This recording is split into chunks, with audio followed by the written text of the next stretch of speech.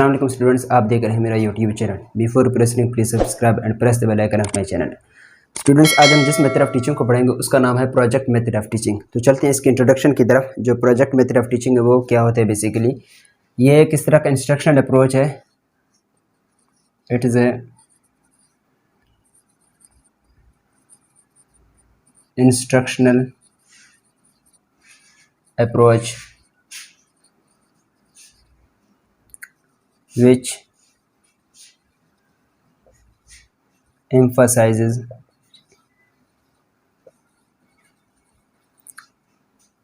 hands-on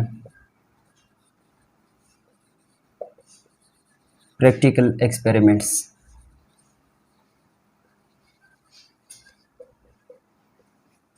students, जो project method of teaching है वो बेसिकली ये किस तरह का इंस्ट्रक्शनल अप्रोच है जिसमें वो स्टूडेंट्स को मुख्तलिफ एक्सपेरिमेंट्स पे, जो प्रैक्टिकल एक्सपेरिमेंट्स होते हैं उन पे वो एम्फसाइज़ करता है ताकि स्टूडेंट्स उनमें इन्वॉल्व रहें और मुख्तलिफ चीज़ों को एक्सप्लोर करें और मुख्तलिफ कंसेप्ट्स को बिल्ड करें और डीप इंफॉर्मेशन हासिल करें।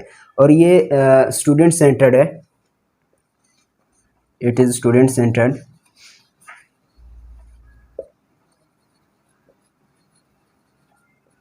स्टूडेंट्स जो भी उनके एजुकेशनल से रिलेटेड जो भी टॉपिक्स होते हैं या जो रियल वर्ल्ड में, रियल लाइफ में, डेली लाइफ में जो भी उनके प्रॉब्लम्स होते हैं उनको लेकर उन पे वो प्रोजेक्ट बनाते हैं। और मुख्तलिफ सब्जेक्ट्स में भी प्रोजेक्ट के ज़रिए अगर उनको स्टूडेंट्स को पढ़ाया जाए तो उनकी अच्छी तरह अंडरस्टैंडिंग क्लियर हो जाती है। जैसे कि इन्वायरमेंटल साइंस हो गया। इन्वायरमेंटल साइंस में जो एयर पोल्यूशन है, जो नॉइज़ पोल्यूशन है और जो फॉरेस्ट है, तो जो इकोसिस्टम का जो भी मंजर होता है तो उसको प्रोजेक्ट पे पेश करना, वो स्टूडेंट्स को उनकी अच्छी तरह से तरीके से समझ भी आ जाती है। तो इसमें जो टीचर होता है वो जस्ट एक फैसिलिटेटर होता है और वो अपने स्टूडेंट्स को गाइड करता है और वो मुख्तलिफ उनको जो टास्क्स होते हैं, जो प्रॉब्लम्स होते हैं वो उनको असाइन करता है और स्टूडेंट्स उनमें वर्क करते हैं। तो ये ग्रुप फॉर्म में होती है जो प्रोजेक्ट है, जो स्टूडेंट्स मुख्तलिफ स्टूडेंट्स मिलकर किसी भी एक प्रोजेक्ट पे काम करते हैं और वो उसको अच्छी तरह से तरीके से एक्सप्लोर करते हैं। तो इसमें जो स्टूडेंट्स की क्रिएटिविटी है वो ज़्यादा बिल्डअप हो जाती है और स्टूडेंट्स की जो क्रिटिकल थिंकिंग लेवल है वो ज़्यादा इंडिपेंडेंट हो जाती है और स्टूडेंट्स इसमें इंडिपेंडेंट होते हैं। Students are independent. इसमें स्टूडेंट्स इंडिपेंडेंट होते हैं और वो अपने बलबूते पे they build the different experiences and their own. वो खुद ही एक्सपीरियंस को बिल्डअप करते हैं और ख़ुद ही इन चीज़ों से सीखते हैं। तो इसकी जो हम चलते हैं हिस्ट्री की तरफ। जो इसकी हिस्ट्री है वो 20वीं सेंचुरी के शुरू में, अर्ली 20वीं सेंचुरी यानी 1908 के करीब एक अमेरिकन एजुकेटर थे जिनका नाम है विलियम हर्ड किलपैट्रिक।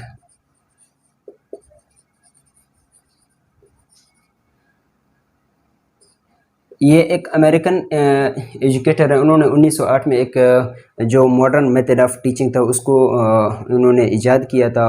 इसमें उन्होंने ज़्यादा इस चीज़ पे ज़्यादा फोकस किया था क्योंकि पहले लेक्चर मेथड का और जो ट्रेडिशनल मेथड्स का वो बहुत ज़्यादा कस्टम था और इसी वजह से जो स्टूडेंट्स उन्हीं में इन्वॉल्व थे और स्टूडेंट टीचर भी उन्हीं को इस तरीके से पढ़ाते थे।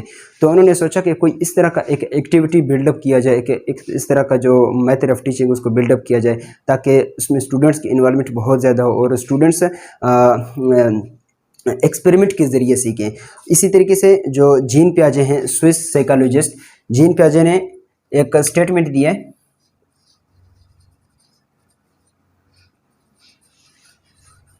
उनका कहना यही है कि जो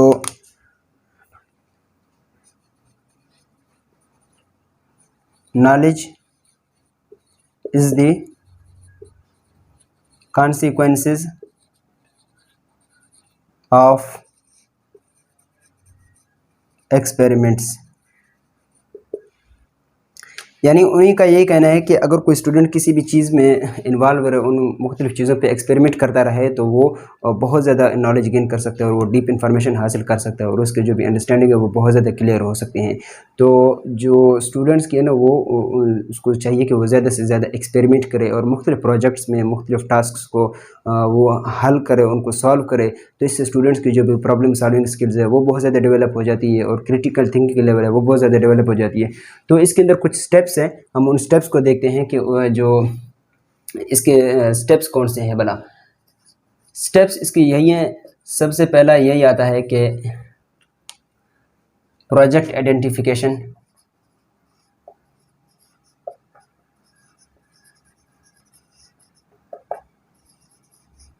और जो दूसरी स्टेप है वो है project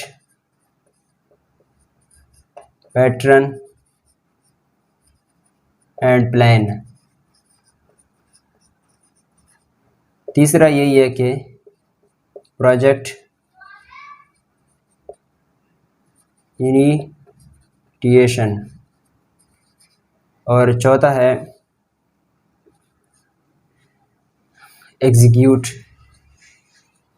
execution of project.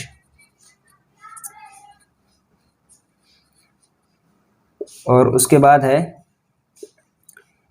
Project check and monitoring.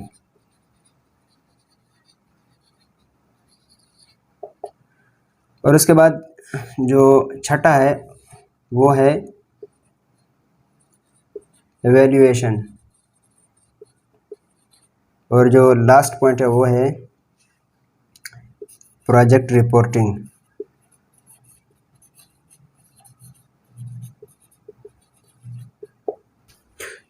तो स्टूडेंट्स इसके कुछ स्टेप्स हम उन्हीं को देखते हैं। सबसे पहला है प्रोजेक्ट आइडेंटिफिकेशन। सबसे पहले कोई भी एक प्रॉब्लम होती है, कोई भी एक नीड होती है जिसके ऊपर हम किसी भी प्रोजेक्ट को बनाते हैं, तो उसी की बेस पे हम किसी भी प्रोजेक्ट को बनाते हैं तो हम सबसे पहले हमने उसको आइडेंटिफाई करना होता है। किसी भी प्रॉब्लम को आइडेंटिफाई करना होता है तो उसकी बेस पे हमने प्रोजेक्ट को बनाना होता है। उसके बाद हमने जब हमें टॉपिक मिल गया तो हमने प्रोजेक्ट को प्लान करना है। उसके जो भी फॉर्मेलिटीज़ हैं और जो भी चीज़ें ऑब्जेक्ट्स हमें ज़रूरत होंगी, और हम मुख्तलिफ़ पैटर्न्स को यूज़ करते हैं और मुख्तलिफ़ चीज़ों को हम यूज़ करते हैं, तो वहाँ हम उन सब चीज़ों को प्लान करके एक जगह पे लिख लेते हैं। तो उसके बाद हमने प्रोजेक्ट को स्टार्ट करना होता है। जैसे हम प्रोजेक्ट को स्टार्ट करेंगे तो जो भी हमने प्लान्स बनाए हुए थे, हमने जो भी फॉर्म किए हुए थे, तो हमने उनको एग्जीक्यूट करना होता है, यानी उनको एक प्रैक्टिकल फॉर्म में लाना होता है। तो इस तरीके से जब हम उन सारे प्लान्स को प्रैक्टिकल फॉर्म में अप्लाई करेंगे तो हमारी प्रोजेक्ट बनेगी। तो हम प्रोजेक्ट जब हमारी बनेगी तो हम अपने प्रोजेक्ट को चेक करेंगे और उसमें एक रिवीजन करेंगे कि उसमें कोई कमी कोताही तो नहीं रही। तो उसके बाद हम अपने प्रोजेक्ट की एवेल्यूएशन करेंगे। अब उसमें यानी उसकी जो भी अगर किसी चीज़ की अगर उसमें कमी रह गई है तो हम दोबारा उसकी एवेल्यूएशन कर लेते हैं और फिर हम अपने प्रोजेक्ट को रिपोर्ट करते हैं, उसको हम डिस्क्राइब करते हैं। हम अपने टीचर्स के सामने, अपने क्लास के सामने जो भी हमने प्रोजेक्ट बनाया था हम उसको एक्सप्लेन करते हैं कि किस चीज़ के टॉपिक के बारे में और इसकी क्या प्रॉब्लम था और आखिर में इसकी क्या सलूशन है और इसके क्या स्टेप्स हैं और इसके क्या बेसिक फ़ीचर्स हैं। तो इस तरीके से हम प्रोजेक्ट्स के स्टेप्स के ज़रिए उनको किसी भी प्रोजेक्ट को बनाते हैं। तो इसके बाद मेरे स्टूडेंट्स हम देखते हैं इसके एडवांटेजेस और डिसएडवांटेजेस के बारे में। तो इसके एडवांटेजेस में सबसे पहले यही आता है कि जो स्टूडेंट्स की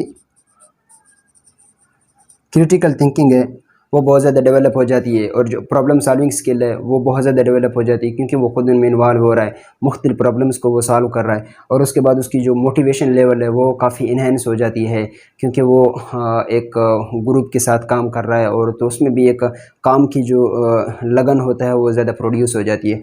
और उसके बाद जो स्टूडेंट्स के अंदर एक टीम कॉपरेशन वाली, क्योंकि एक ग्रुप फॉर्म में वो परफॉर्म कर रहा होता है, तो उसके अंदर जो एक कॉपरेशन होगी ना वो एक दूसरे के साथ वो बहुत ज़्यादा डेवलप हो जाएगी। एक दूसरे के साथ जो उसकी क्रिएटिविटी है वो उसकी क्रिएटिविटी लेवल बहुत ज़्यादा डेवलप हो जाती है। और इसके डिसएडवांटेजेस में यही सबसे पहले आता है कि ये टाइम कंज्यूमिंग है और जब वो ग्रुप कोई भी ग्रुप किसी भी प्रोजेक्ट को परफॉर्म कर रहा है तो उनमें बहुत सारे स्टूडेंट्स ऐसे होते हैं जो काम नहीं करते हैं, या जिनकी जो मेंटल एबिलिटी है वो बहुत स्लो होती है और उनमें एक परफॉर्म करने की एबिलिटी नहीं होती। तो इस वजह से जो स्टूडेंट्स होते हैं एक पे बोझ जाता है और वो सारा टास्क को इंडिविजुअली वो परफॉर्म कर रहा होता है। और स्टूडेंट्स इसमें जो कॉम्प्लेक्स सब्जेक्ट्स हैं, हम वो सब्जेक्ट्स कम्प्लेक्स होते हैं और जो प्रॉब्लम्स होते हैं वो कम्प्लेक्स होते हैं, स्टूडेंट्स को समझने के लिए उनको टाइम लग जाता है। और जो भी इसमें रिसोर्सेज होते हैं वो कम होते हैं और जो रिसोर्स रिक्वायरमेंट्स है वो हमारे पास इतने नहीं होते हैं। और इसमें एक्सपेंसेस भी होते हैं, क्योंकि एक प्रोजेक्ट हो जब हम परफॉर्म कर रहे हैं और हम उस पर काम कर रहे हैं तो उसमें एक्सपेंसेस की ज़रूरत होती है, उस पर मनी स्पेंड हो जाती है। तो इसका एक डिसएडवांटेजेस यही है। तो मिलते हैं इंशाल्लाह नेक्स्ट लेक्चर में। इतनी देर में अपनी ख्याल रखिएगा। अल्लाह हाफ़िज़।